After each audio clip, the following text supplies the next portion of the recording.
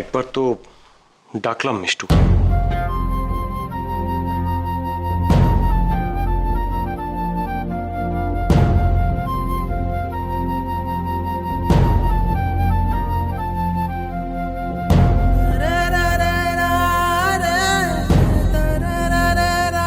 আমি দীপ্ত চৌধুরীর বাগদত্তা, যথেষ্ট সম্মান করেন উনি আমাকে।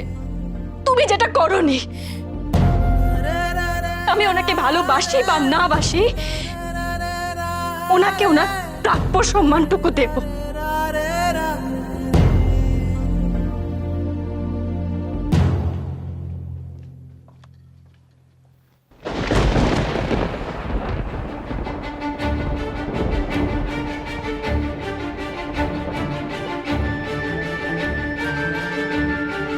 তুমি দিদিয়াকে কিছু বলেছো নাকি?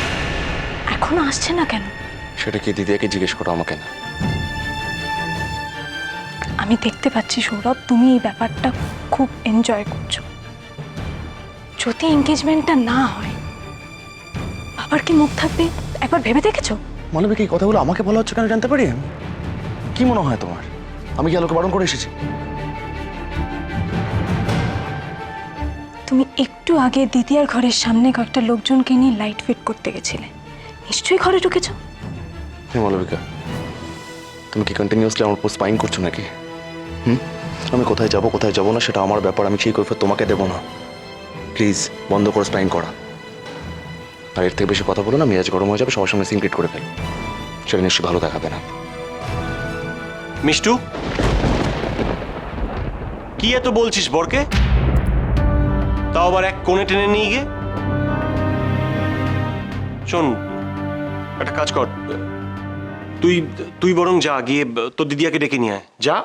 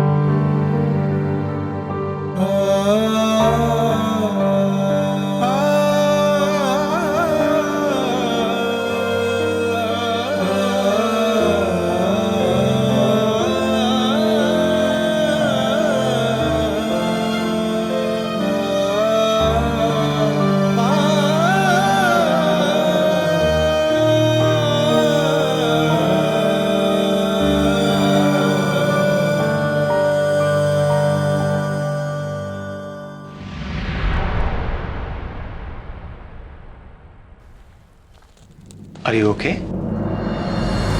ঠিক আছো তো লতা? তোর দিদির শরীর ঠিক আছে তো? হ্যাঁ, আসলে একটু ওই মাথাটা ধরেছিল, তাই আসতে দেরি হয়ে গেল। Extremely sorry. ঠিক আছে মা, ঠিক আছে। বলছি এখন ভালো লাগছে তো? নিশ্চয়ই ঠিক আছে, আর ঠিক না থাকলেও ঠিক হয়ে যাবে। ইস্যুর সময় চলে যাচ্ছে তো। এসো পিসি, শাকটাক বাজাবে তো? বাজাও। আরে বাবা দাঁড়া দাঁড়া, বাজাচ্ছি। আমাদের কিন্তু একদম সময়ের মধ্যে এঙ্গেজমেন্টটা সারতে হবে। দীপ্তদা, কি হলো, তুমি এখানে দাঁড়িয়ে আছো কেন? চলো চলো চলো।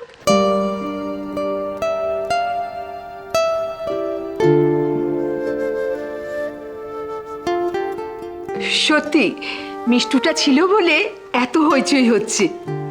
ও মিষ্টু, বিদ্যে ধরে হাতটা তুলে ধর, ও তো লজ্জা একবারে কুকড়ে যাচ্ছে রে। খালি কালি কালি কালি। ও লতা, শাকটা নিয়ে আয়, যতই ফিরিঙ্গি মতে হোক না কেন, শাক তো বাজাতেই হবে।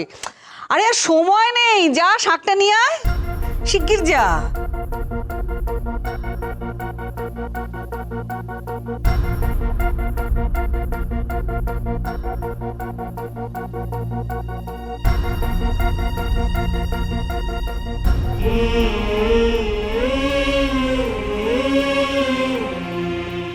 নিয়ে এসছিস তো? নে বাজা বাজা, তুই বাজা বাজা। ও বাজাতে পারবি না তো? আমায় দে, আমায় দে, দাও। দীপু, এই নে, এটা ওর আঙুলে তুই পরিয়ে দে, তোরা দুজনে খুব সুখী হ। পরিয়ে দে।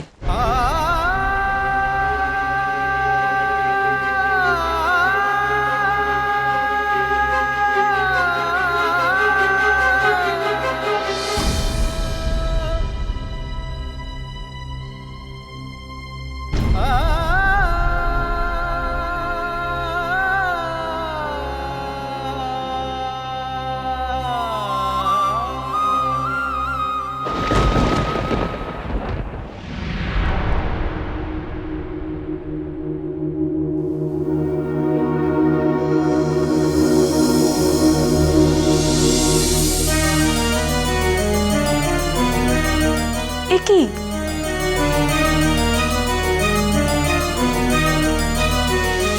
আসলে ওই আঙুলটা একটু কেটে গেছে, বুঝতে পারিনি আমি, সরি। কিন্তু রিং ফিঙ্গারে কাটলে এবার আংটিটা কোথায় পরাবে? আরে বাবা, ও কি আর ইচ্ছে করে কেটেছে নাকি? হ্যাঁ, একটু তো সাবধান হওয়া উচিত ছিল দিদিয়া। ওই আঙুলে তো আংটিটা পরাতে হয়।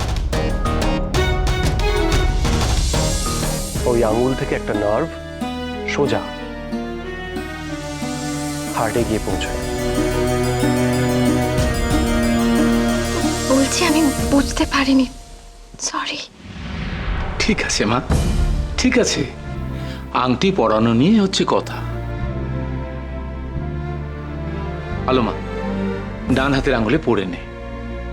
কি জানিস, মনের মিলটাই হচ্ছে আসল। সেটা ঠিক থাকলেই তো হলো।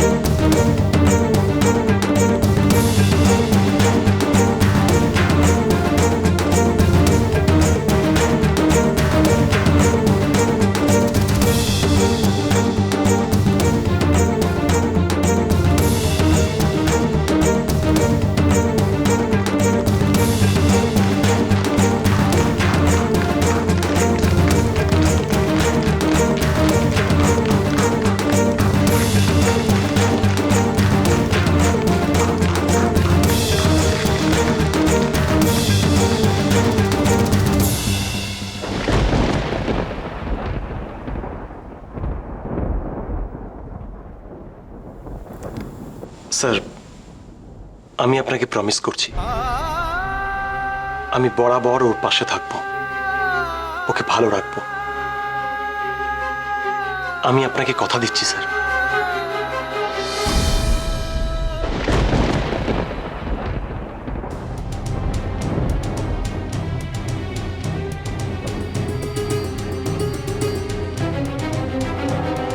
আমি যেন নিজের কর্তব্যটা না ভুলি ঠাকুর। মন যাই বলুক, আমার জন্য যেন বাবার মুখটা ছোট না হয় কোনোদিনও।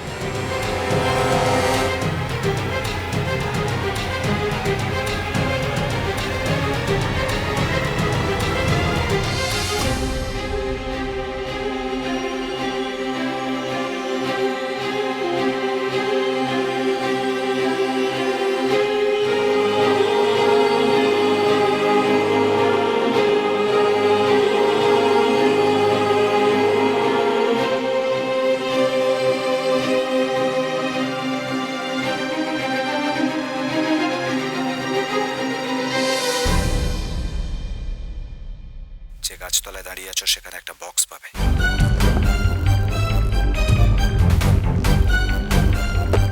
দীপ্ত চৌধুরীর সঙ্গে ওর এঙ্গেজমেন্টটা হয়ে গিয়ে বেটার হয়েছে। সবাই জানবে যে ও দীপ্ত চৌধুরী বাগদত্তা। তোমার কোনোদিনও অসম্মান হবে না। দেখি দেখি দেখি।